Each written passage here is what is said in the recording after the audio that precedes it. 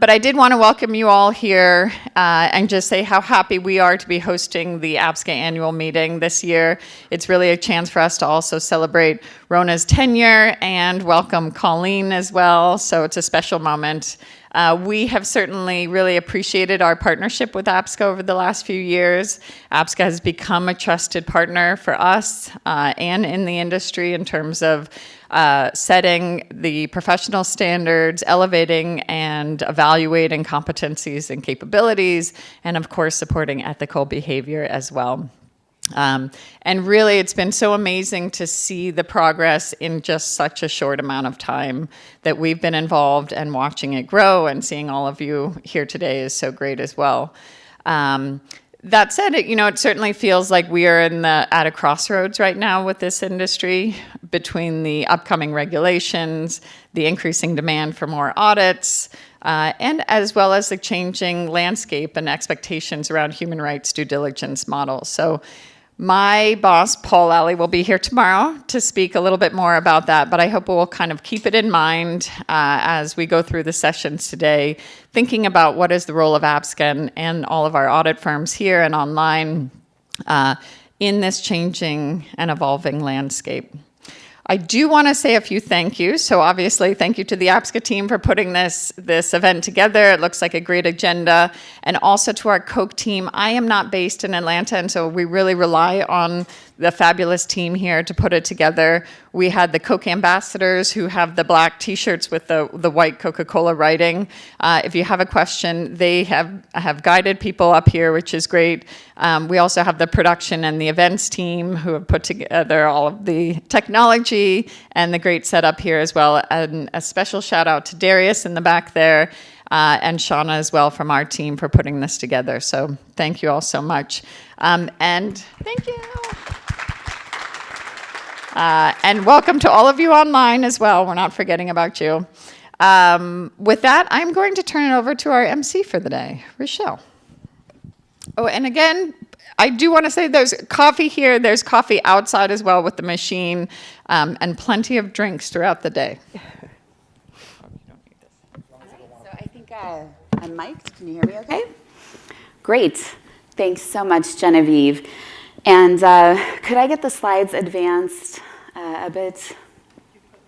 I have the clicker. Well, then I can advance them. Okay, so we have a couple of things that Genevieve already handled for us, which is the housekeeping. But another thing that we want to do as we welcome everyone here and we kick off today is just a reminder about the need to comply with antitrust laws. As you all will know and be well rehearsed with, companies must make their own unilateral decisions regarding prices they charge, services they provide, and who they do business with. And these decisions can't be made collectively with competitors. And since this meeting is focused on the discussion of industry standards and certification programs, public policy matters, and APSCA's organizational and operational issues, the discussions we're having are appropriate and not in violation of antitrust laws. So once again, welcome to the 2023 APSCA meeting for members and stakeholders. I'm Rachelle Jackson. I've been an APSCA certified auditor since 2021, and I'm honored to be the first CSCA to be asked to moderate the annual meeting. And I'm told we can look forward to many more in the future to follow in my footsteps. Thanks to the Coca-Cola team for hosting us here. This is APSCA's first time back in the US since the first annual meeting was held in New York in 2015. It was really nice to be here in person with the intimate group that we have here. We have actually online over 500 people right now participating, but we have 1,901 at last count registered to participate virtually. And so I'm sure the online presence is growing, and many are going to catch this in their time zone when it's appropriate because they're joining from over 80 countries right now. And of course, the members of APSCA represent over 100 countries. So this is our second time holding a hybrid event. to accommodate all the APSCA members who are located all over the world. And it's very exciting to be able to do that and ensure access to so many people in the best and most efficient way possible. So wherever you are in the world, we're delighted to have you participating with us today. And as I implied, we are recording the sessions, so people can tune in when they're awake, since we do have people from all over the world. But we do want to assure that everyone who is participating now does have the chance to participate actively. And to facilitate that, we're using Slido. You should have a QR code on the back of your agenda, on the little clipboard. You have a printed out agenda. It's also going to be on the slides for each panel when the panel's introduced. So that's a QR code that's going to let you access a page to submit questions. And so that will be active throughout the day. And that is also active and available for people participating online. And that ensures that all questions can come in, and the moderator of each panel will be able to review these, and the APSCA team can support us in being able to ask those questions and ensure that they get integrated into the panels. So as we kick off today, we're going to start hearing from Rona Starr, who is the outgoing APSCA president and CEO. Rona began with APSCA back in 2016 as the executive director, but when APSCA actually incorporated in the US, she took on the role of president and CEO. So she's been really at the forefront this whole time, leading the development of this organization, and we're really grateful for all the work that she has done to bring this professionalism and credibility to APSCA. And she's really, under her leadership, grown this organization to what is now 62 member firms and over 4,900 member auditors who are located in 104 countries. I knew Rona when she was at McDonald's, where she spent 21 years in a variety of roles. She helped roll out their global social compliance program across Asia, the Pacific, the Mideast, and Africa over 20 years ago, and was the global lead for that program.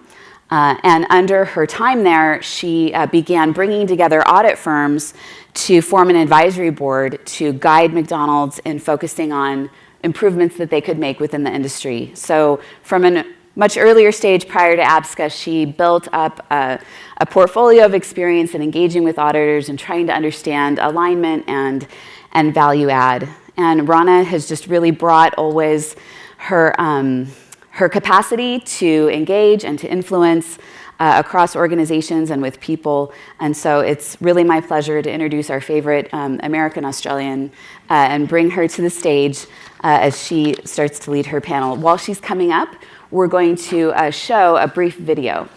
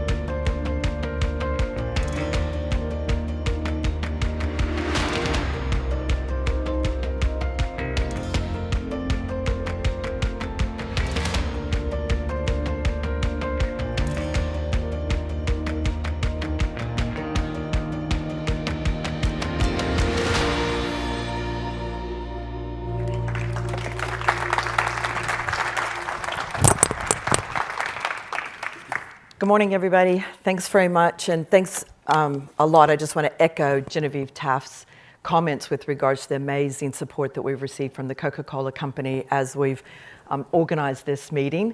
And we appreciate very much Coca-Cola's hospitality in hosting us here today. I also want to thank Rachelle. She actually said most of the things that I was actually just about to say to her first, but before she does her keynote shortly, I'm going to give a proper introduction to Rachelle. But Rachelle has been an absolute shining light to me for the last 13 years, and I've appreciated every moment that I've had the pleasure of knowing her. And I'm going to continue to know you.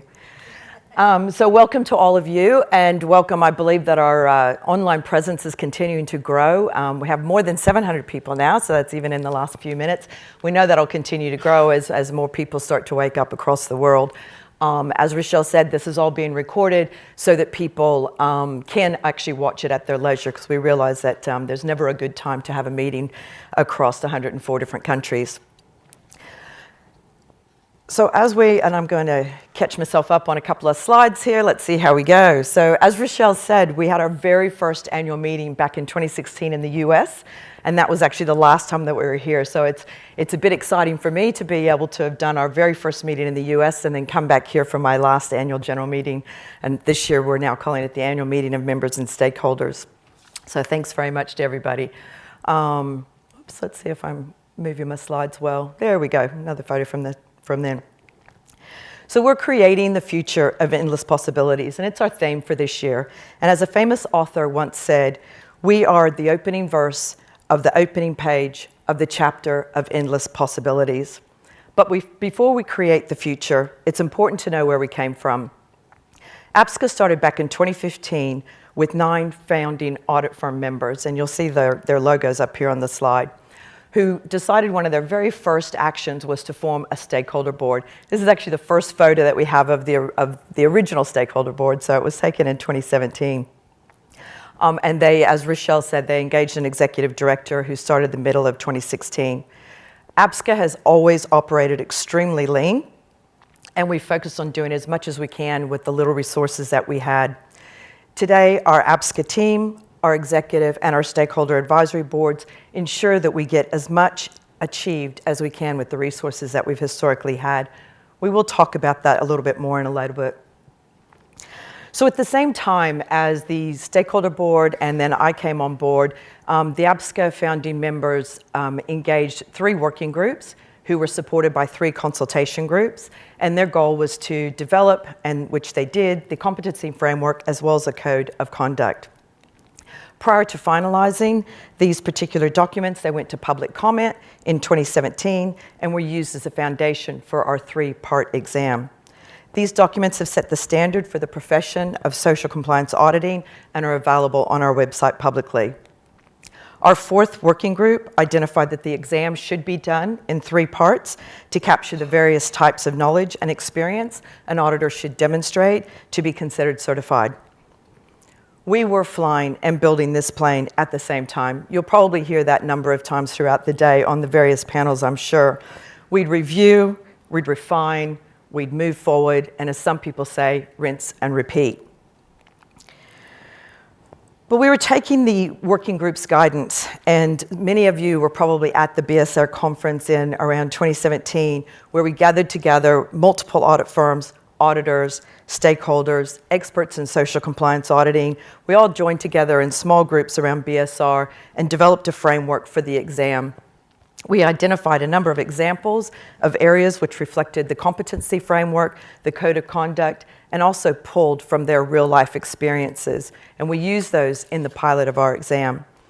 During this time, the smaller groups also focused on developing exam questions by working with a third party to ensure the exam questions were written in a way that were in alignment with professional associations and university standards.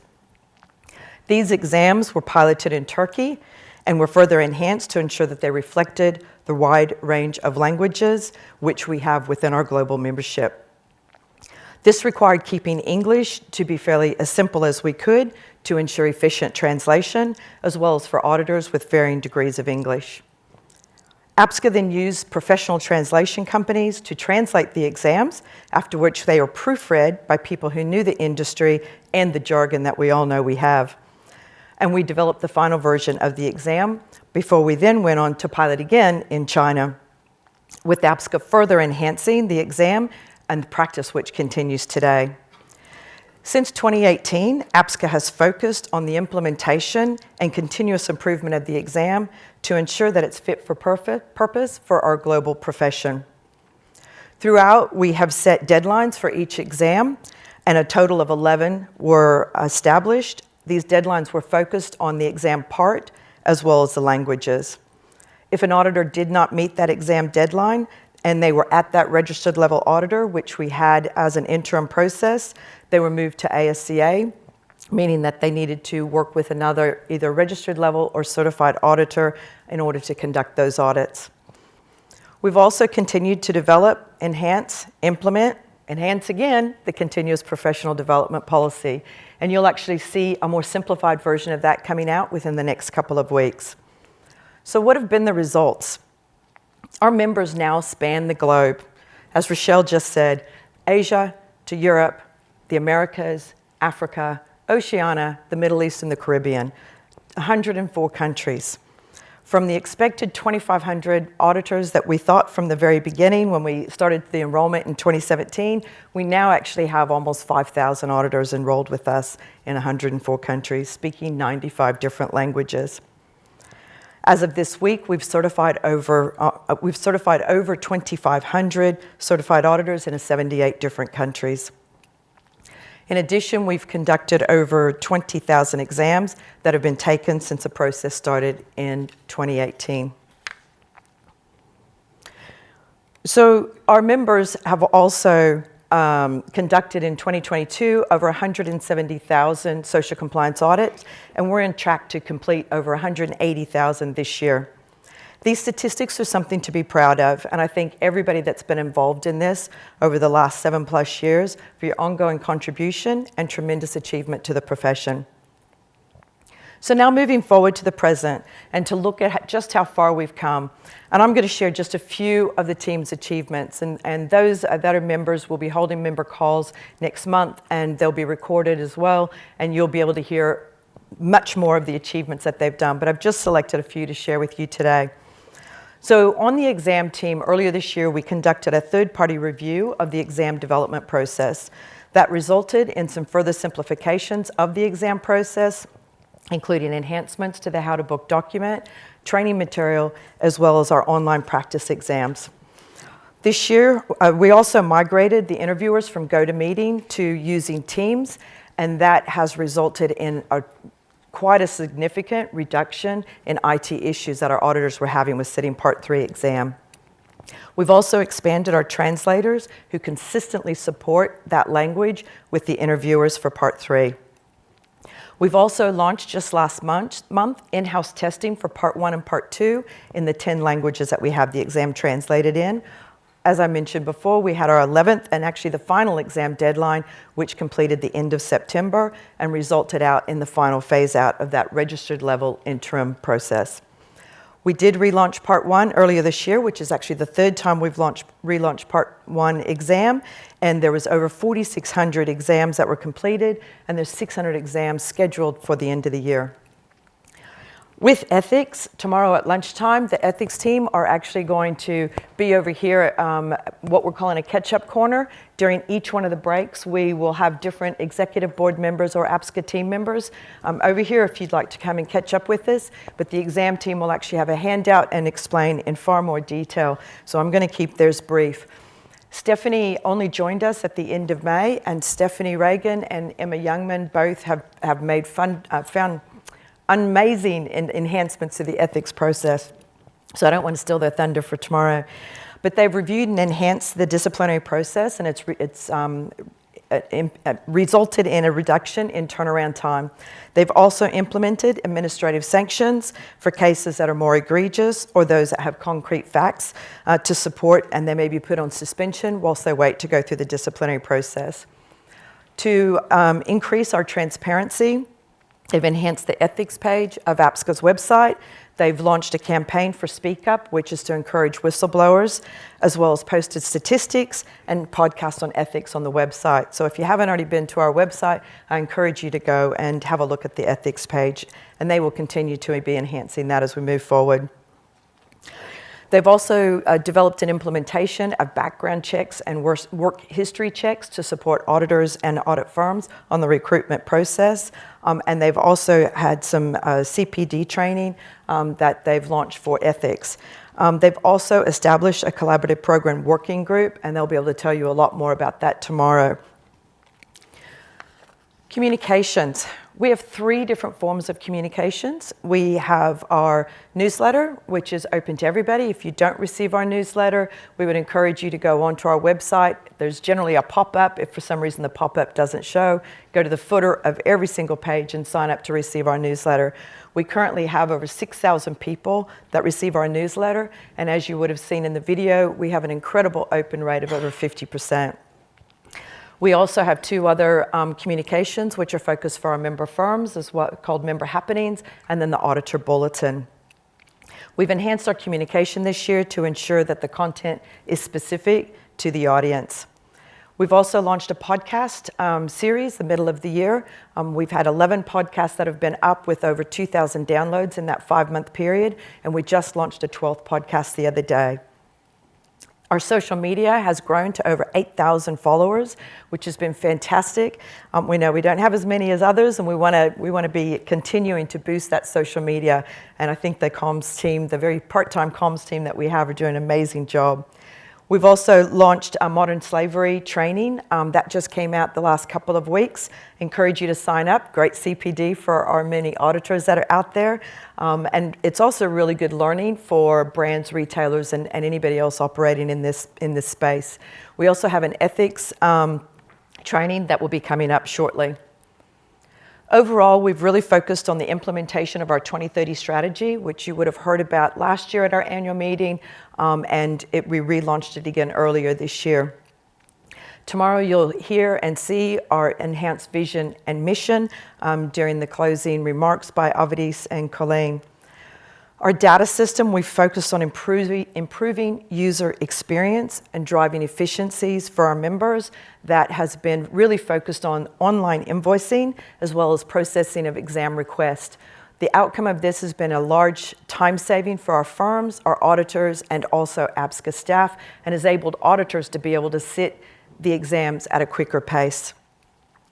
We also have quarterly webinars for our members. We do both quarterly webinars with our APSCA team and quarterly webinars with our B&C member firm representatives. Also during 2024, as part of governance, we have moved towards a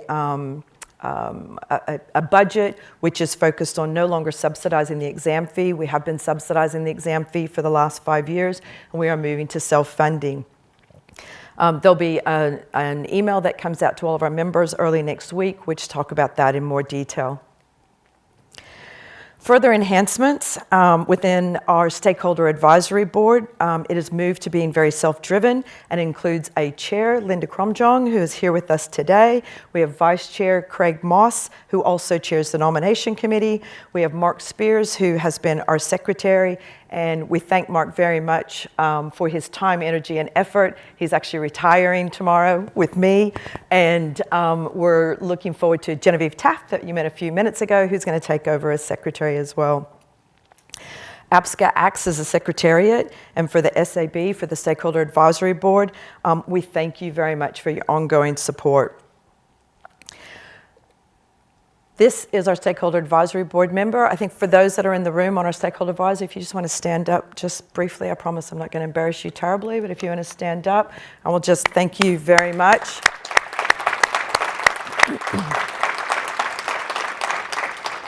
We do appreciate all of your support and the constant helping to get us onto other conferences, on various panels, podcasts, continuing to help us raise the awareness of APSCA and who we are. We actually have, these are our current members. We've got a number of new members that will be joining us in January, and we'll be making an announcement about that shortly. In addition to that stakeholder advisory board, we also appreciate the wonderful support that we get from many other brands and retailers and programs as well. This is our executive board. I don't know how much you can say about the executive board, but I'm just going to give just a few comments here. So everything that we've achieved today certainly wouldn't have been possible without the executive board. They've been fantastic and supportive and quite frankly painful at times, but we try to ignore that as much as possible. Many of these people, some of these people are actually fairly new, Greg and Frank, and they're going to be on a panel with me shortly, so I'll talk about them in a little bit, but they're actually two people that were here even before APSCA was APSCA, and so we thank them very much for their support over the years, and I thank everybody from the executive board. If you guys want to just stand up briefly, some of you are standing up twice, but we thank you very much. I just want to thank you all.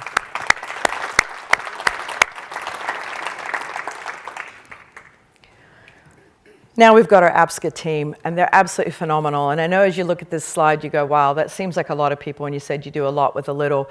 But I think the one thing to note is 5 of the 6 people on that top line are full-time. Simon focuses purely on member applications, and everybody on the bottom line are part-time, working 2, maybe 3 days a week at the most. So, you know, they've been a phenomenal team for me for the last however long each one of them have worked with us. I know, Colleen, they're going to be absolutely amazing and continue that support for you, as well as the ongoing support that they provide to our members. Today we actually have Kathy from the exam team, an all-rounder. Kathy sort of manages the director inbox as well. And of course, I mentioned Emma and Stephanie earlier today. So if you get a chance, pop over and say hi to them. Moving forward, yay. But like Ferris Bueller says, life moves pretty fast. And if you don't stop and look around once in a while, you could actually miss it. So now we're going to look ahead to the future of what APSCA is and what it means to our member auditors, our member firms, and the profession as a whole. So our 2030 strategy is focused on future-proofing our profession.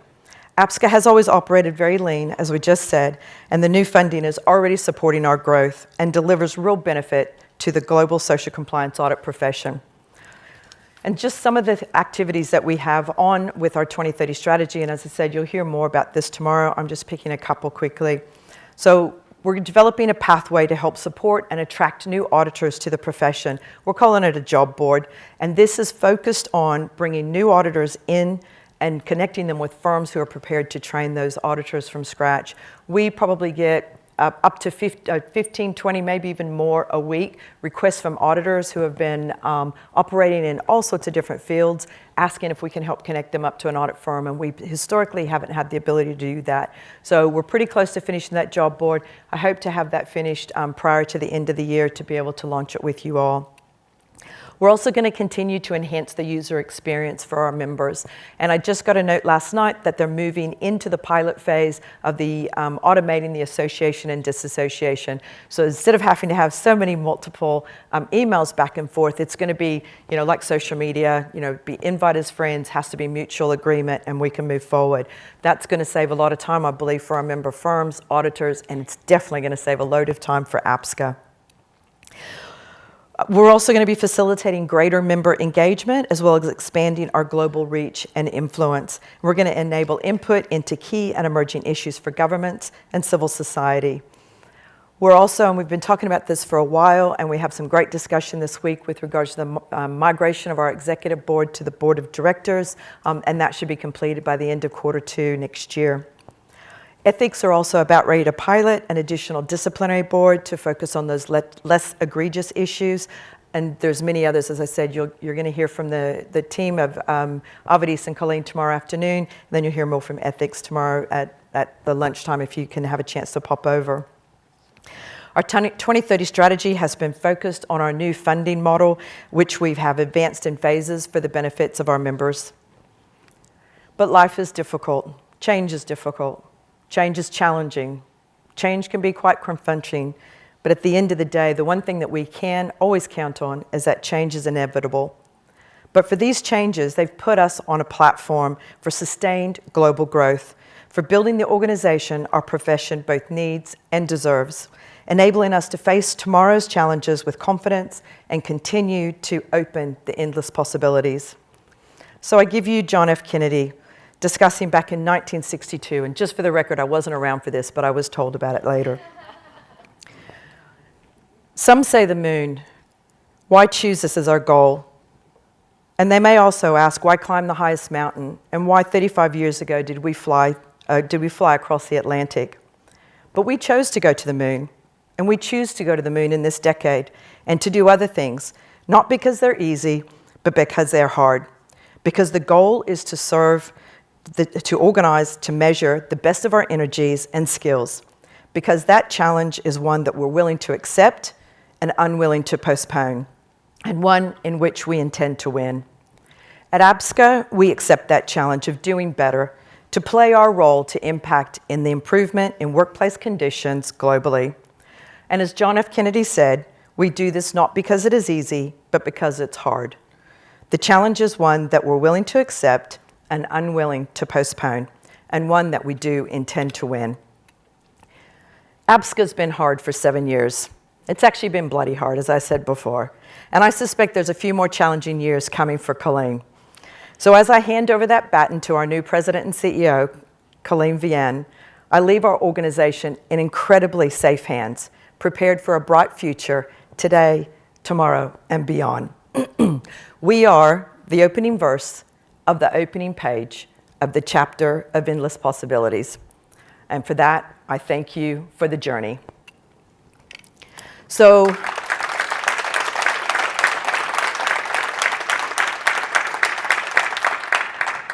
thanks. So I'm going to welcome, just really quickly, and while these guys can slowly make your way up, because you know me, I'm never at a loss for words. I've got a few more to say. So Avadis, Greg, Frank, and John, if y'all want to come up, and I'll introduce you properly in a little bit. But I want to just take a moment, and I sort of alluded to it earlier with regards to the fantastic partnership that we had with Coca-Cola, but I just want to thank the amazing APSCA team who has worked tirelessly on this particular event. So Andrea Gilders, many of you know, was our Director of Membership. She finished up with us last Friday, and it was probably only about 4 weeks ago I said to Emma, guess what, honey? You're going to organize this meeting. Didn't actually think about it at the time, but Emma's never even attended a meeting before. So, you know, it was quite a task, and I have to say she's absolutely been phenomenal. She took our online registration growth from 700, and I set her a goal. I said, I want to see us break last year's enrollments, which was at 1,400, and as you heard earlier, it's already hit over 1,900, so we couldn't be more excited. Obviously, she didn't do that by herself. She's had amazing support by Kathy, who I said is here, and also Stephanie and Walters. Stephanie is, you know, theoretically Emma's boss. I think Emma's been doing an awful lot of bossing these last few weeks, hasn't she, Steph? We also have back home, who hasn't been able to join us today, but Georgia, who has been phenomenal about focusing on social media, as well as the various communications and emails that you would have received. So as I said before, Colleen, you've got an amazing team that's coming on board to support you, and I know that they're going to do a phenomenal job. And I personally just want to thank you guys.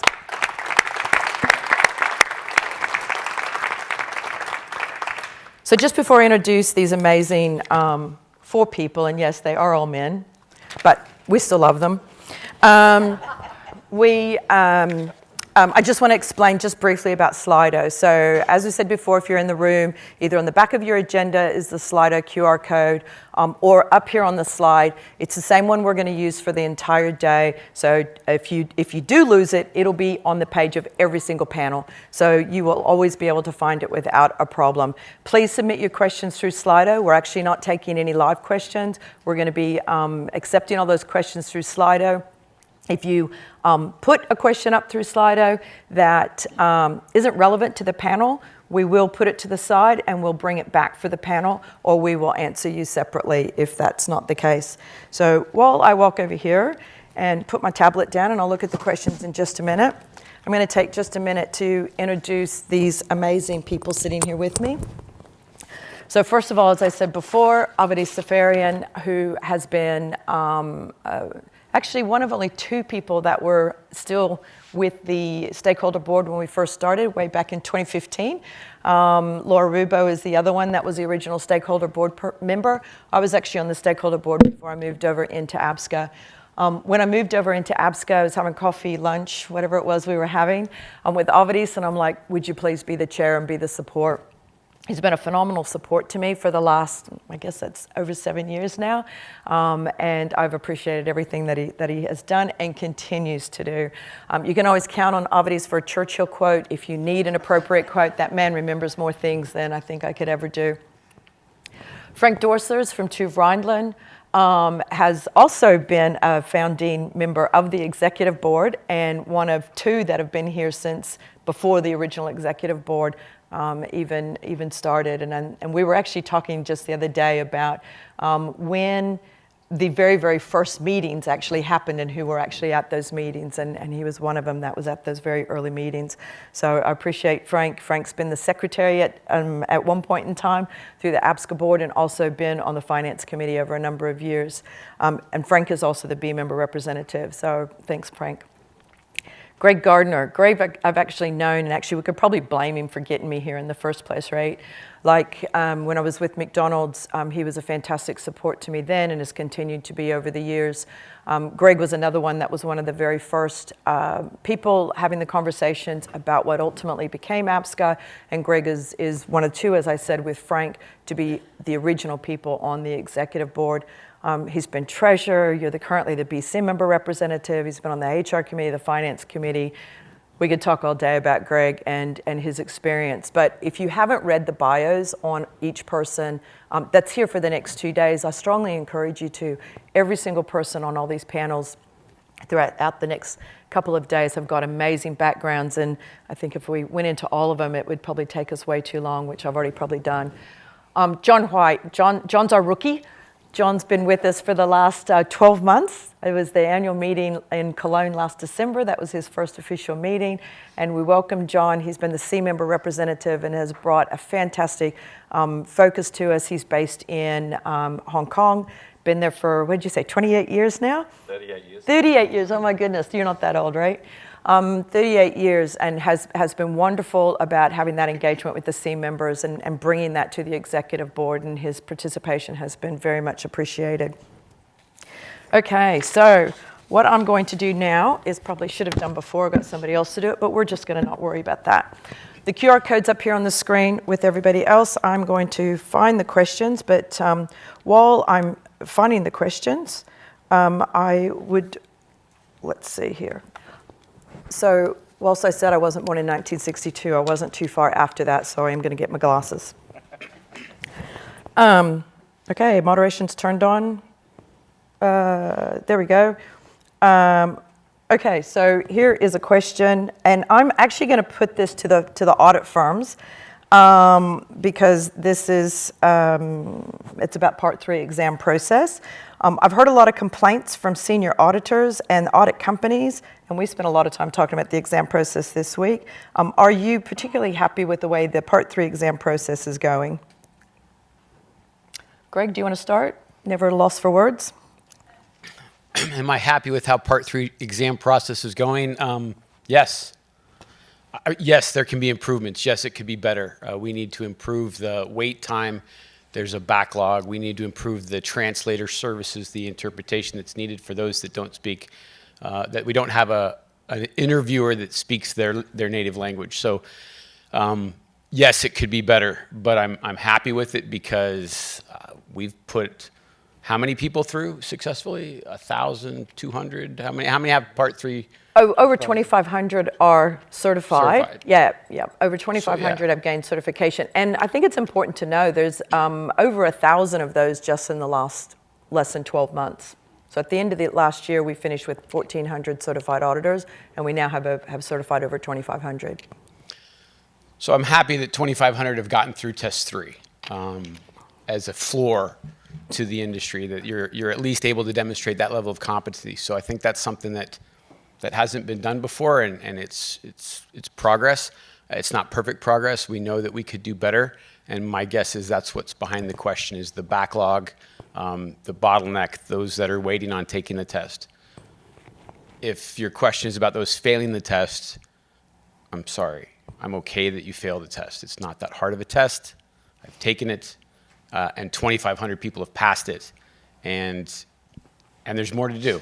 And so we want to do a better job. We can improve the test. We can improve the translation services. We need to hire more interviewers to improve the speed of taking the tests, but we're not trying to make the test easier. Did you guys have anything else that you wanted to add to that? Yeah, so I just wanted to add that we had, as an organization, our challenges going. Of course, also going to part 3.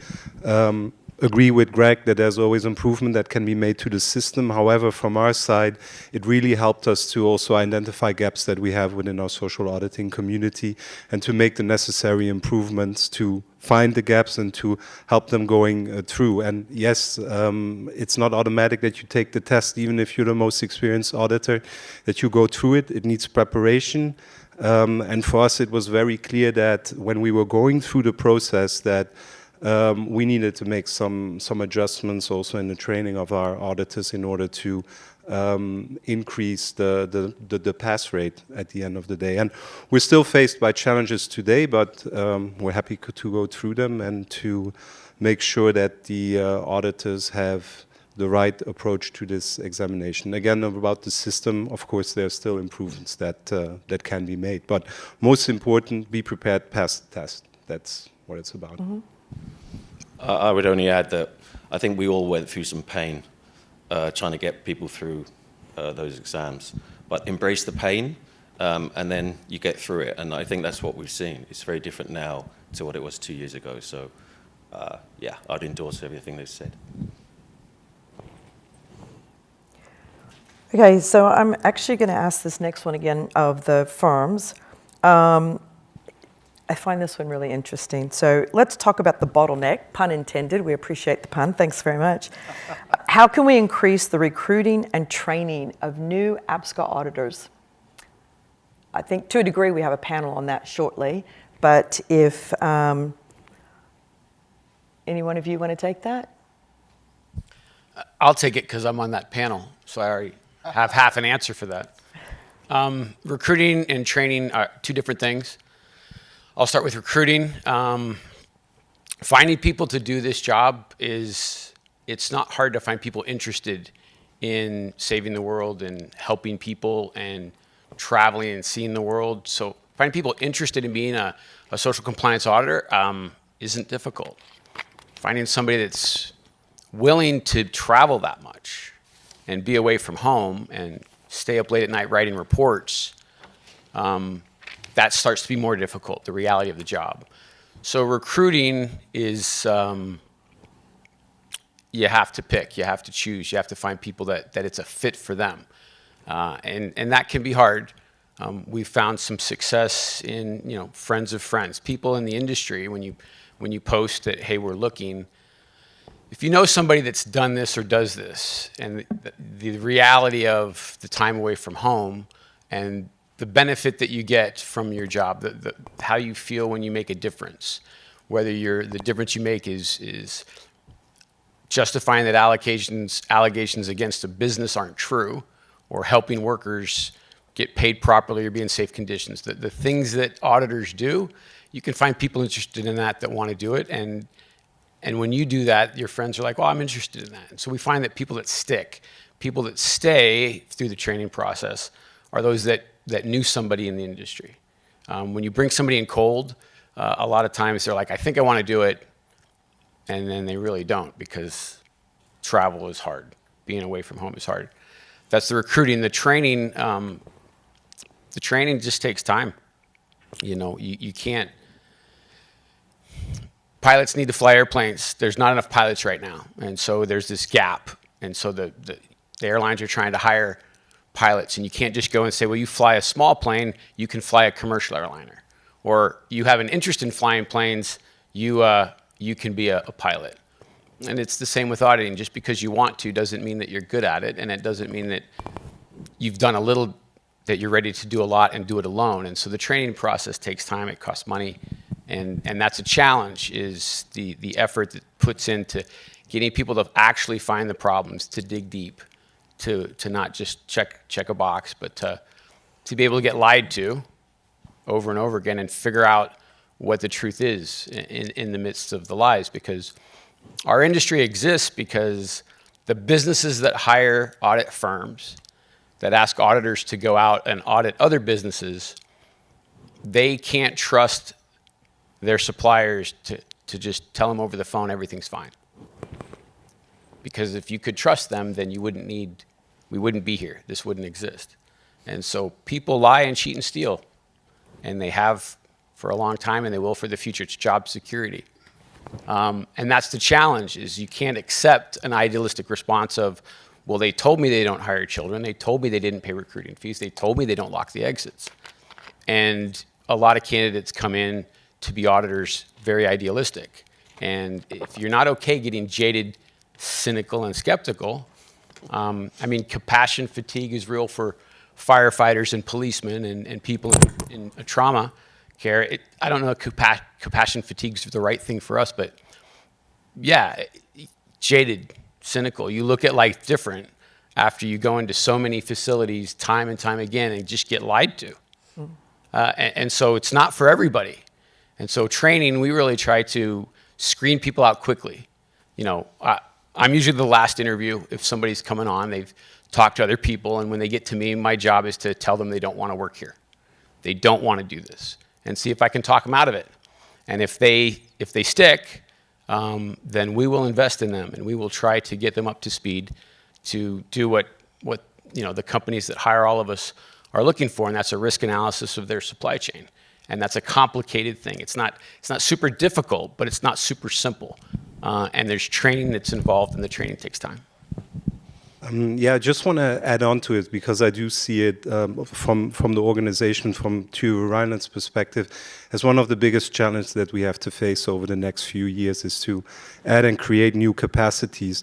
And from the span that we have today, it is a challenge. I see that if you look at the globe, from an Asian perspective, the challenge is there as well, but it's less because there is a community. There is, you know, if I look at the colleagues that we have there, we have facilities to create capacity and to have these persons incorporated to deal with these challenges that you just said. It becomes much more difficult as we move to the West to build capacities there. This is one of the biggest issues that I'm working right now, to find the right people with the right attitude and to lead them through this process, and exactly what Greg just said, and that there's an open-mindedness about this. And I see this really at two levels. So all the laws which are coming out now, HRDD, etc., will put pressure on us to supply the right capacities that do this work in the right manner and feel, how can I say, supported in doing this right thing. Because if we look at lower volume countries, you talk about fewer auditors, etc. So setting a framework around that is a bit more challenging, but that's something that we will need to work on. Yes. Yeah, it's wonderful that we have, you know, people in our industry who want to make the world a better place, want to look after workers. But we have a responsibility as companies to make them careers sustainable and for them to have jobs they want to do. We can't just simply rely on their good nature. I think that one of the areas where we're behind is doing that and making auditors as a profession, which is part of why we exist, make it a long-term thing, and I think that'll be a big help. I'm going to ask Avadis a question because he's sitting here very patiently, and I'm sure he's waiting. Not really. You're going to love this one. And I haven't given these guys any preps. All these are coming in online, so, you know, off the cuff. How is APSCA preparing for the lack of auditors in the coming years? Well, here I was thinking I was going to get away easy and just have a little sit down here and listen to these great comments and maybe have a softball thrown at me at the end. Tough question, and I'm happy to get to it, but before I do, I'm going to take your advice or Ferris Bueller's advice and take a moment and look around. You did such a wonderful job, Rona, walking us through the history of APSCA. It's not a very long history, but it's certainly a very dense history. And I remember, of course, that first meeting in New York very well, and it was about half the size of this one. So that alone is a big indicator, and that was all. We didn't have the online presence, which I'm sure is now 4 digits and climbing. As you said, as folks around the world start waking up and tuning in, we'll have more attendance. I expect over the course of the day, some folks here will fall asleep and tune out, so that'll balance things out a little bit. Lots of coffee. Lots of coffee. Hopefully, I won't be one of them. But it really has been a wonderful, wonderful journey, and in many ways, the question kind of reflects a backhanded compliment, an understanding of the value and importance of APSCA, and therefore this anxiety about, well, what's going to happen when we run out of auditors? Well, I know Greg prompted us all to be cynical and jaded, but I think that's a overly cynical expectation. I really don't think we're going to run out of auditors. I think that the beauty we have as APSCA is being part of an organization where demand is increasing. Every one of these people will tell you that they've had to do or been asked to do more audits this year than they had last year, and the expectation is it will only continue to grow. As you heard, the dreaded initials MHRDD mentioned already, legislation is only going to increase the importance of this very already important activity and emphasize its foundational role as a fundamental part of the due diligence toolkit. So the demand is going to be there, and where there is demand, there will be supply. We will find a way, and I really appreciated the response to the previous question, which is how are we going to recruit and how are we going to train folks for success? And I want to be very clear that that's what you heard these three guys talk about, not simply to fill a role, not simply throwing bodies at a problem, but how to make sure that they are sustainable careers that we're creating here. And that's fundamentally where APSCA plays a critical role. We are professionalizing this industry. Right? Every one of these guys has been doing this a while and can tell you that 20-some years ago, there was no set career path. There was no definition of what it took to be an auditor. Anybody could do it. But it is not something that anybody has the skills for. So I don't think we're going to have a problem. Right now, we are experiencing the pain that comes with a lot of demand and the need to make sure that we're qualifying folks appropriately to meet that demand. And so we talked in the very first question about the exam 3 bottlenecks and making sure that we have a better pipeline. But all in all, I don't anticipate there being a sudden dive off a cliff in terms of availability of auditors. If anything, that number that we thought was going to be 2,500, now we are expecting to be 5,000, is probably going to be closer to 10,000 in the not too distant future. So I guess just to add on to that question, and I think it was a great explanation, and obviously APSCA is going to support and play a role in that process, but I'll ask you three, is it APSCA's responsibility or the firm's responsibility to ensure that you have capacity to conduct the number of audits that are being requested of you? I think it's both. I think as firms, we absolutely need to, basically look after our clients. If our clients are looking for more audits, we need to have the capacity to support them in that area. But I think APSCA is one of the pillars that helps us to do that. Again, just one of the reasons that APSCA was started was to make it professional, but also to support clients ultimately. The reason APSCA was started was because the companies who we support demanded that the industry was professionalized. So I really think it's both. We absolutely have that responsibility, but APSCA is going to help us get there. Anything? I mean, echoing John's comment, it's our job to give the auditors what they need. It's our job to hire them and train them, and APSCA has nothing to do with that, but the association is meant to create the floor, the standard, and so APSCA needs to be able to process all of those people through the test and whatever other support is related to that. And so I agree with John, it's both. Yep, great. And then, as I mentioned a few minutes ago about the job board that we're developing to help match people up, because we do get so many requests each week, and it would be really nice to be able to connect those with firms that are looking in that country for those specific skills. So here's another question, and this might be for Avidas or one of the others. Is APSCA planning to have any on-site monitoring for auditors, i.e. witness audits? No. And the reason for that is, so it was a challenge developing the test. When we how do you test to see if the auditor is qualified, right? You're trying to test competency. So there's things that can be done like you do in school, very academic, yes, no answers, true, false, fill in the blank. There's case studies. So some of it, we could figure out a way to do it. We thought in the slides, the pictures that Rona showed in Turkey and in China, we did those interviews in person. So for test 3, you're testing the interviewing skills. Can you get information from an employee, and how do you deal with a confrontational closing meeting? So those personal skills that are needed to be a good auditor. How do you measure the soft skills? And so we assumed it had to be in person, because audits, how else do you measure that? And when we tried to roll it out, it was clunky and it was expensive. And I didn't think, and many of us didn't think, that the online version that we ended up using would work, that you could test out somebody's skills online. And it's not the best, but it works. People have asked, it's a good auditor, they continue to fail, they do good audits. If you could just shadow them at a factory, then you could see that. And on the face of it, the answer is, yeah, that makes a lot of sense. Just go see if they can do it. But the reality is, we're testing to see if they can find certain things, and you don't know at the audit, at your test audit that you sent them to, you wouldn't know if that factory is going to have harassment, abuse, discrimination, recruiting problems, the things that we need to test for. So unless you set up that fake factory to test them, and that just goes back to the expense of it.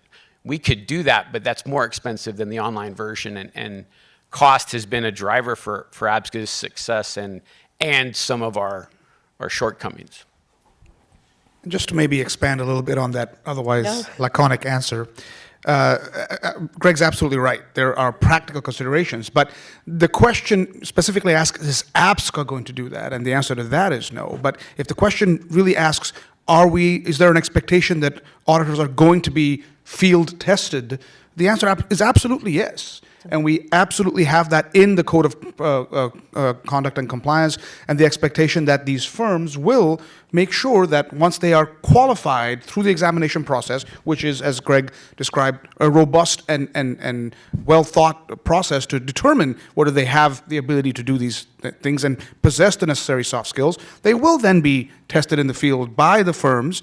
They're not going to be just thrown in the deep end of the pool without any supervision or any kind of support. That's very much built into the expectation of a profession. And this holds true for any other profession that you look at, right? When you look at, we often compare it to the Bar Association, and not just because I'm a lawyer, but the bar will test you, the bar will make sure you're qualified, but the bar isn't going to watch you in court, or the bar isn't going to make you draft a contract and review it. But the expectation is that when you practice law, where you do that, the law firm that you're getting affiliated to will indeed do that. So a profession is about this sustainable careers idea that you heard already mentioned on this panel, and it starts with a body that sets the standard, qualifies the person at the, I want to say, theoretical level, make sure that they have the skill set, and then the practitioners of the profession is where you see the honing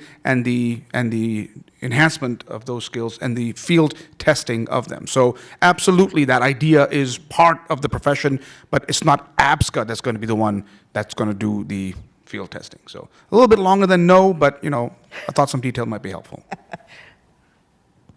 So there's one question, I think it kind of builds a little bit on this. It says, everything coming from APSCA nowadays is centered around exams. One gets the impression that certified auditors are being treated as second-class citizens.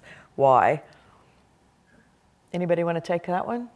Certified auditors are getting treated as second-class citizens. Why? And I actually wonder if it was a typo and maybe they mean associate auditors.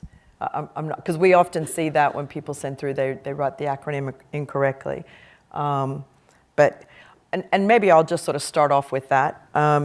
So part of the reason that most things that you see coming out of APSCA from here and prior was about exams was because that was 99.75% of our focus was on getting auditors through the examination process, getting them certified.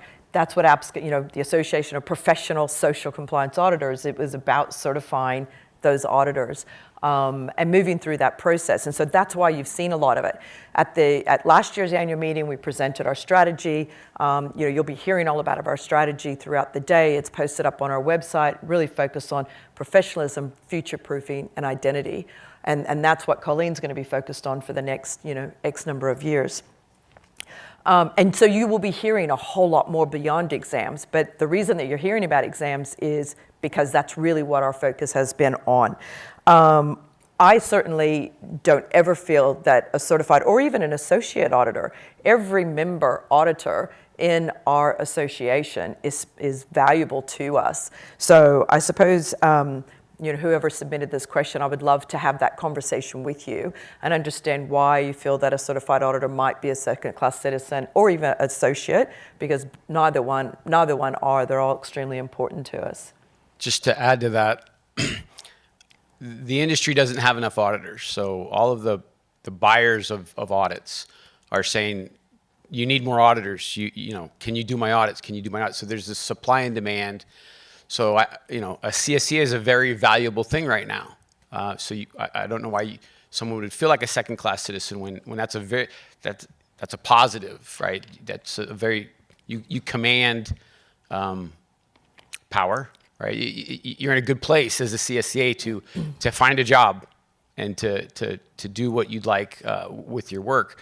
And ASCAs are future CSCAs.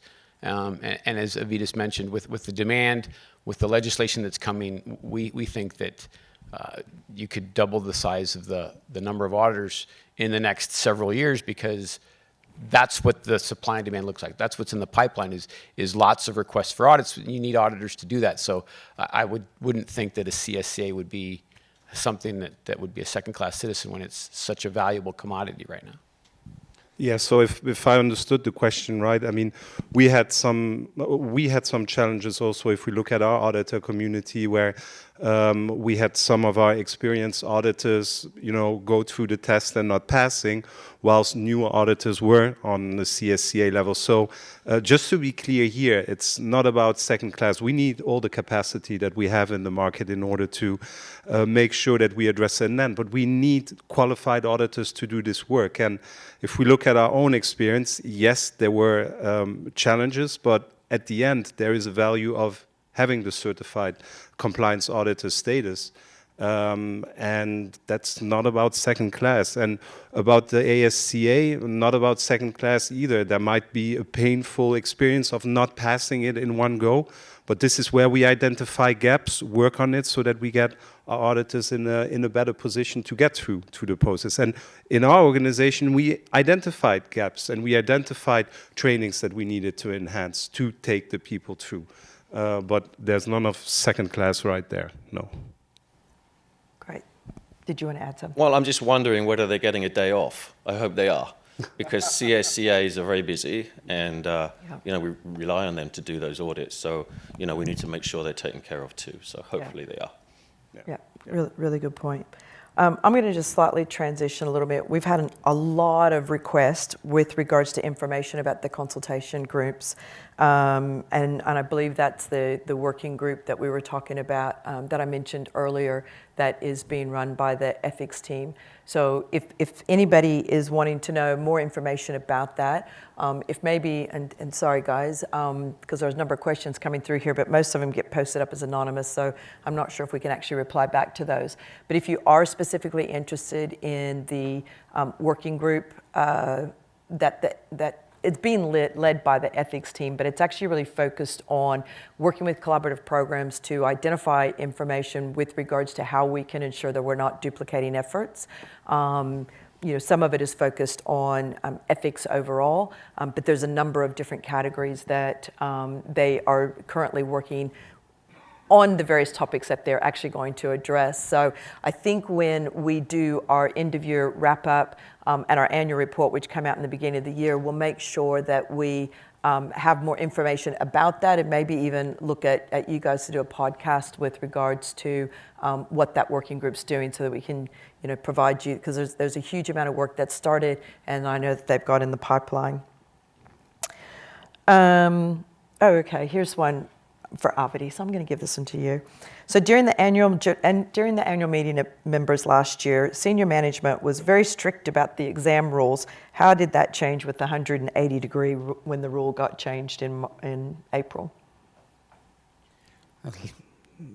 We're getting criticized for focusing on exams a lot, and all the questions are about the exams. I love it. I'm not sure the change was 180 degrees at all. That's not accurately reflective of what we did. But it was really a recognition of the fact that the exam's hard and is meant to be hard. But when you take any kind of examination where you kind of have to decide where to draw a line, then by definition, that line becomes a very important inflection point. And we looked hard at where we were seeing I don't want to say variance or drop-off, but when you look at the examination results and you say, all right, here's where we've said the line is, and we have qualified everybody above this line, what's the rate at which folks are coming this close to the line versus, not approaching the line at all? And understanding that some professions do it this way, and we learn from them too, that perhaps that line would be better thought of as a band rather than a single number as a bright line. So that was really the only thing that emerged from that discussion was a recognition of, instead of a specific figure, there was a band that would be adequately representative of a qualifying level of competence, while allowing for an understanding that you can come to that level of qualification and be found wanting if it is otherwise a single bright line. So the way to think of it would be, I always in my mind,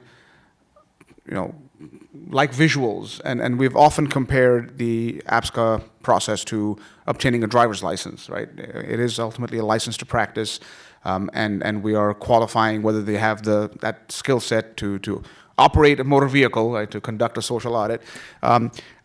Frankly, in many states in the U.S., the driver's test has become very, very easy, and they don't even ask you to parallel park, for example. Not in my state. We still have to parallel park, thank goodness. You should try to get a driver's license in Germany, right, Frank? There's where they actually check that you know how to drive. But anyway, I'm digressing. The point I'm making is when you parallel park, there is no specific number that says you must be this many inches from the curb, or you pass or you fail. There's a band, right? So you can't be too close, you can't be too far. If you're on the curb, that's not a very good job parallel parking. And if you're halfway in the lane, not exactly a good job either. But where is that number? There isn't. There's a range. So the same idea conceptually transfers itself to this notion of what it is to be qualified in Part 3. So that's what emerged from the thinking of the board last year. So it wasn't as strict. The question is correct about that, but it sure as heck wasn't 180 degrees. Yeah. It was a couple of degrees of bandwidth allowed. So yeah. That's. And it was there to support the auditors. And it was there to support the auditors. Was the intent. And it was there to recognize that, hey, we still, as Greg said, it's still, it's not a happy thing when an auditor fails. I'm not going to suggest that, the board throws a party. But at the same time, that's what the exam's for. It's meant to weed out people who don't meet the standard. So it's doing its job by saying, hey, sorry, you're not qualified. If everybody passed, we wouldn't need the exam.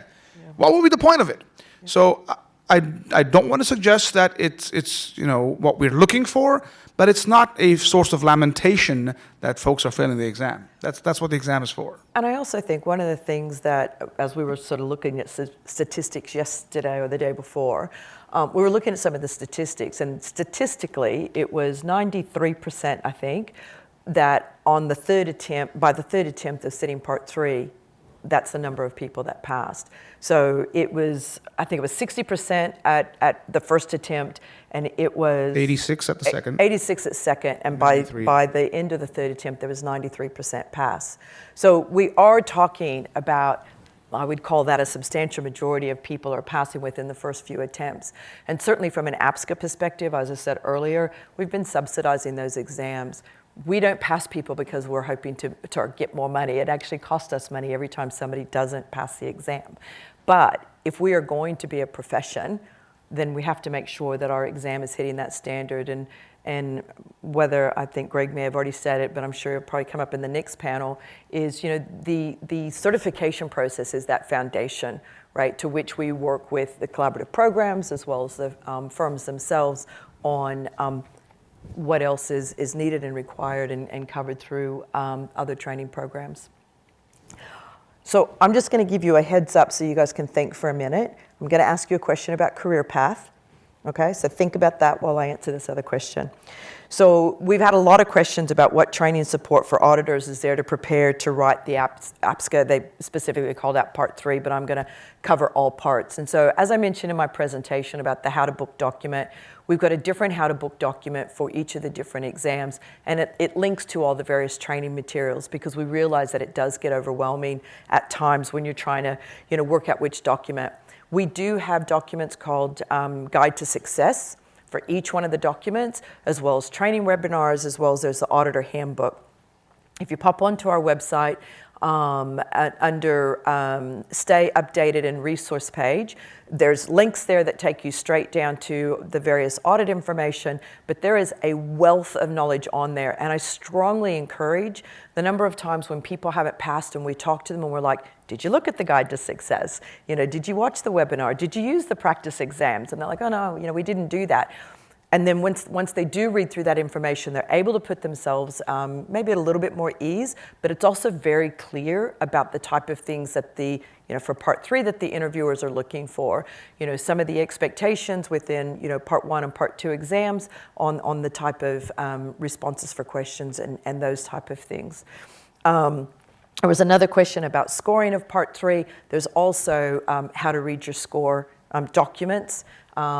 People often try to score themselves by looking at there's a table in the middle where their feedback is sort of given on maybe activities, more soft skills that, do they happen always, sometimes. That's not part of the scoring mechanism. That's just to help provide you more feedback. And one of the things that the team have just finished, and it's going through translation at the moment, is enhancements to that feedback for part 3 to hopefully be even more beneficial to you as an auditor as well as a firm, so you can help focus on your next attempt at the exam if you weren't successful. So those, watch out for those. They're actually just being finalized and sending off to translation. The challenge with having our exam in 10 languages is once we finish it in English, it then takes a little while to get translated, proofread, uploaded. So it'll probably still be a few weeks, maybe as long as early next year.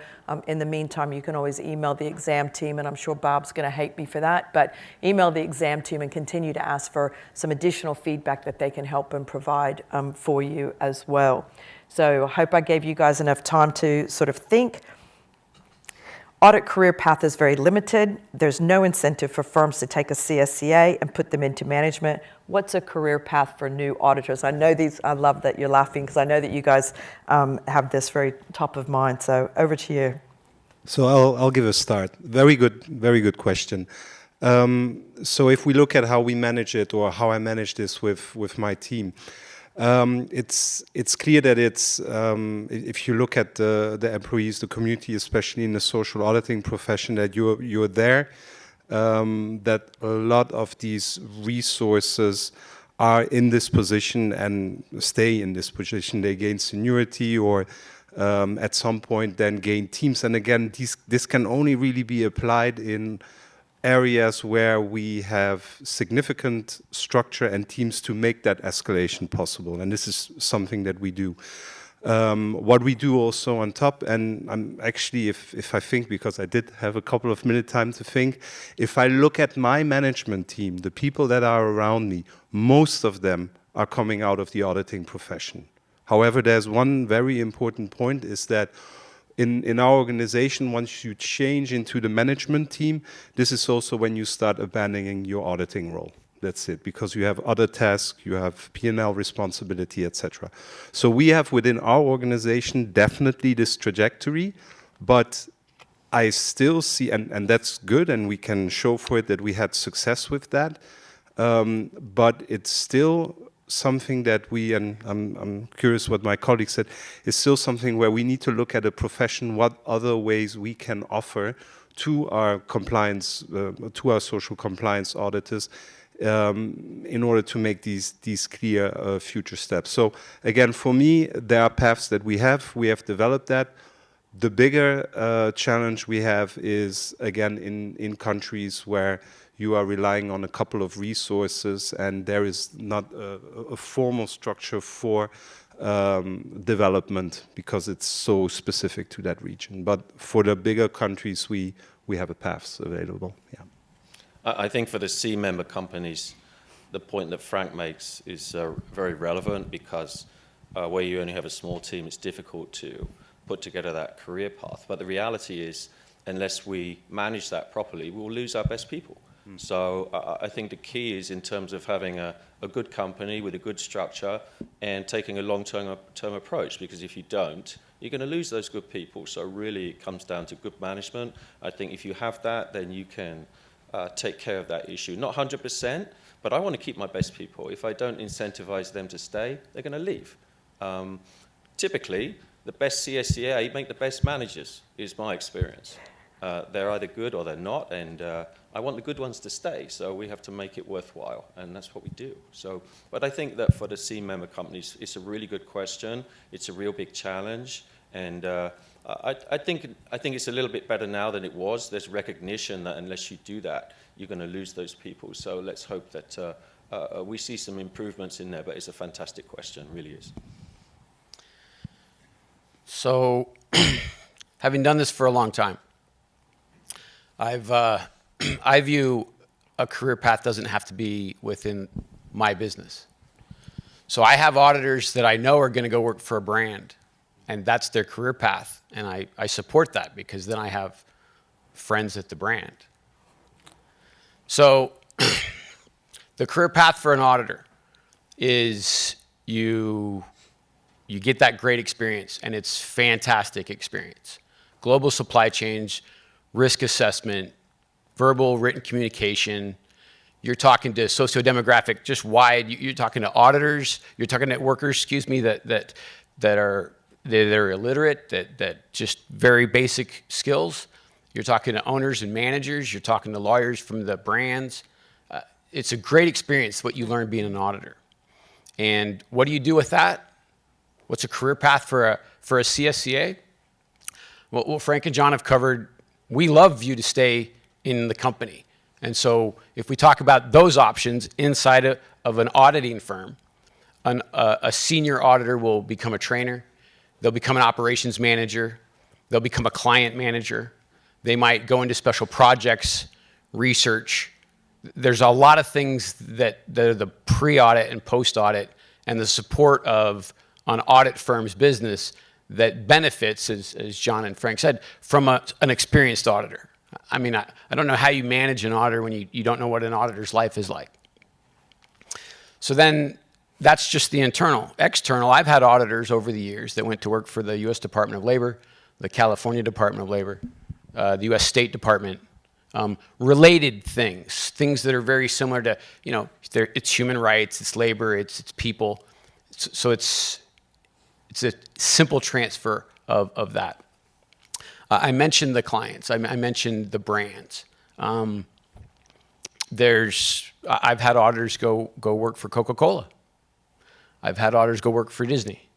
I've had auditors go work for easily 50 brands or retailers. If I would have known the question in advance, I could have sat down and made a list. At one point, the 7 people at the Patagonia program all worked at our business. Started. So the idea is, brands love people that actually understand it. And I'm always amazed that when the contact at the brand hasn't had a lot of field experience, hasn't been in a lot of factories or farms or processing plants. And so career path is, I know auditors that right now are working for me in the next 4 years are going to be working at a brand, working at a retailer, or at a scheme, or somewhere in the industry, but they're not going to be auditing, but they have that skill. And then I guess a fourth option for a career path is they're just great skills, and they're transferable to a lot of different professions. People that have worked for me over the last 28 years as auditors do a lot of different things, and I'm unaware of any of them homeless under a bridge. So I think it's great skills that can be translated to a lot of different things. Great, thanks very much. I can always count on you guys. So here's another good little curly one for you. So criticism against the industry strong, race to the bottom on pricing. Factories choose their preferred firm because they want a good report. What are your thoughts on that one? Do I need to go give you time to think? The Jeopardy theme song Yeah, there. thank you. Or we could have gone with Red Hot Chili Peppers after Greg's ending comment there.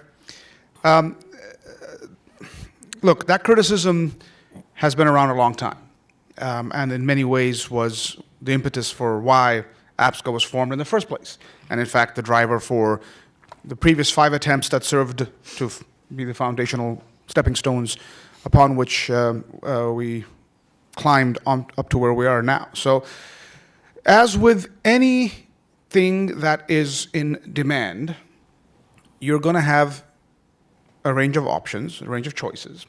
And as the sort of adage goes, and the one lasting lesson from my undergrad in economics, you get what you pay for. And APSCA's fundamental role is to make clear that this is the absolute minimum that is acceptable in terms of qualification for what a good audit would be, because it can only be a good audit if it's done by a good auditor. And so that should help. But if there are people out there that are willing to say, you know what, I know what good food is, but I prefer to eat junk and set myself up for a heart attack, you're going to have those. You're going to have those. What we want to do, again, thinking in all these parallels, is like a public service announcement about healthy diets, right? And encourage folks to do it better, live healthier, live longer, live better lives as a result. But recognize that it's going to mean you're going to have to do a little bit of exercise. And yeah, you can maybe have that brownie like we did yesterday. And the day before. But not every day, not for lunch, breakfast and dinner. Otherwise, there's going to be consequences. So I don't want to belittle the criticism. I think we all recognize it exists. And we are there precisely to guard against the negative consequences of that becoming the norm. We want good audits to be the norm, recognizing that there's always going to be exceptions, unfortunately, but that's not what we stand for. That's not what we support. This organization is meant to create that floor that ensures that we have at least the minimum qualifications for a good auditor to then ensure that they can go on and have a good audit. And that's what we want to do. Okay. Yeah, for me, this topic is very present. One of the main reasons why I'm here is that I was confronted with TUV, with allegations which are coming out of the tragedy which happened in Bangladesh with Rana Plaza. And to sit and to be in a situation where you deal with governmental institutions, with NGOs and with clients, and to be there in the middle, there was one item that really made the whole difference, and this is that we could prove at all time that the audit that was conducted was state-of-the-art. And this is where we need to be as an industry, because if you're doing an audit which is not state-of-the-art, which is not at the level of the requirement, and that can be found in that report that you didn't do the due diligence in the right way, then we're not in a situation where we want to be. As long as we can guarantee that as an industry, that's the minimum that we have to provide. The audit must be state-of-the-art, the contents must be factual and precise. And that's something which made me, and also with the support of TUV, we have a lot of critical work that we do, which is very relevant. Our content is being read. It's different than from a ISO 9001, etc. So the content has to be exact and factual. And this is why, and I'm really fortunate because I could support this with APSCA, but I had also my board of management that could have easily gone the other way and say, okay, this is not for us because the liability in there is just way too much. No, it was, we do this and we do this at the level best quality that we can do. And being part of that journey is important, and I think we all as an industry and a community have to have the same approach to this. This is a complicated profession and we need to carry it forward and make sure that the forces that we have on the ground continue to do the right thing with the right tools and the right know-how. I think that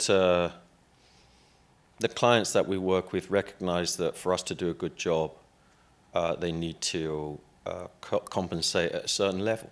We can't do the job properly unless it's at a certain level. And I think that goes to why we do this in the first place. We're doing this in order to check the workplace conditions and to try and check that the workers are being treated properly, they have the right benefits, they're being looked after, it's a safe environment. The reason that we're doing this is not just a risk management exercise. It is to try and look at the workers, because otherwise what's the point? Why are we doing it in the first place? If it's just to get a report with a whole bunch of boxes ticked, then okay. Then yes, then I think there are some companies that will gravitate to the lowest price. I don't want to work with them, quite frankly, because that's not why I do this. That's not why my team does this. So hopefully people will focus on why we do this in the first place, which is to look at the workers, make sure they're treated properly. If people look at it that way, then I think they won't take that route. They'll take the route which goes back to the objective in the first place, which is to look at the workers, look at how they're treated. So I heard race to the bottom. Was that? One size doesn't fit all. I mean, every audit isn't equal. Every auditor isn't equal. Firms offer different types of services. Even one firm can do, different types of audits. And so while there's commodity audits out there that are very generic, there's also very specialized audits, and this is an antitrust conversation. So without talking about pricing, one size doesn't fit all. I don't think that there's a race to the bottom. I think as the industry is growing very quickly, we need to add more auditors. More firms are being created. There's more firms that are joining APSCA. I'm always surprised when I hear the number, right? What do you mean there's 55? What do you mean there's 62? I can't name 62 companies that do this. But the demand is there. And so, more people will do this. And that's not a race to the bottom. That's supply and demand. That's people trying to meet an opportunity. And I don't think that the commodity audit exists and the non-commodity audit exists, and those are different prices by different skill sets at different auditors, and a CSCA is the floor. I did an audit last month with an auditor that's been doing this for 4 years, very qualified, CSCA. She needs some more training. It's not a surprise. She's only done it for 4 years. I've done it for 28 years, right? So people are worried about how hard it is to pass the test. It's the floor. Like that's just the bottom, the lowest bar to say that you're competent. There's so much more after that. And so, if you're sending out CSCAs and saying they can do anything, they can do a social compliance audit. There's a lot more to some of the investigations, some of the work that the industry is asking for. And so I don't think it's a race to the bottom at all. Yeah. And I think you bring up a really good point, and there is a panel on CPD, so I'm not going to, kind of steal that thunder, but that's why CPD is so important, because so much has changed and our profession continues to evolve. And if our auditors don't stay on top of it, we'll be where we were 7 years ago when we first started, right? That we've sort of fallen behind. So continuous professional development is so important. We now have countdown to 39 seconds, and we're all rule followers. So I'm going to give everybody a brief moment to have some closing comments. I believe, Avadish, did you have something that you wanted? Well, yeah, this is an ominous little clock counting down here, and I'm glad. Get a little bit less for break. I'm glad we know where to go in case there's an explosion or an emergency in here. But jokes aside, or maybe someone could ask for a Pepsi and make sure we get evacuated. I don't know. But what I wanted to close on is really where I started, which is going back to that Ferris Bueller quote, which is kind of ironic because I'm one of those rare birds that did not like that movie. But to look around, right? And looking around, I see a lot of familiar faces and a bunch of new ones, which is great. Many old friends, some new ones as well. And we spent a little bit of time this morning, thanks to Rona, acknowledging some individuals. We got stood up and recognized, and organizations that helped. Not everybody who's deserving of that got a chance to do that. There are folks in this room. There's another founding father of APSCA in the room. There's a representative of an organization without whom it wouldn't have been possible in the room. But more than anything else, there are auditors and audit firm representatives that are the collective lifeblood of the organization. So I just wanted to take a minute and say thank you to all of you for making it possible. The board got recognized, stakeholder advisory board, executive board, the staff got recognized. That's wonderful. And I'm not belittling any of their accomplishments. They did serve an important function and we wouldn't be here without them. But we really would not be here without all of you. It is a collective effort. All of these questions are reflective of, I don't want to say a collective angst, there's some of that, but certainly a collective understanding of the importance of this initiative, and it is only together that we will get to that next stage. So I just wanted to take a minute and say thank you to all of you, to some of you who have done more, some of you have done less, but all of you have done something and will continue to be important in the journey that we're still on, and will always be on. So thank you, all of you, for that. So just as we are going to head into a break, as I mentioned earlier, we are going to have a bit of a catch-up corner over here.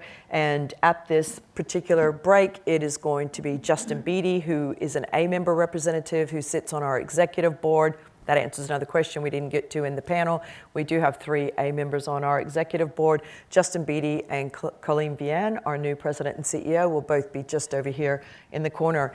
There's drinks and beverages here for those that are in person, and I believe is there more outside where the breakfast was this morning. You heard where the bathrooms are. Thanks very much.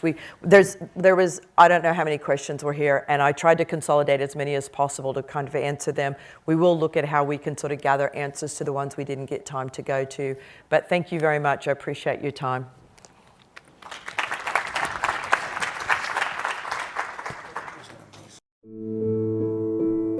Thank you.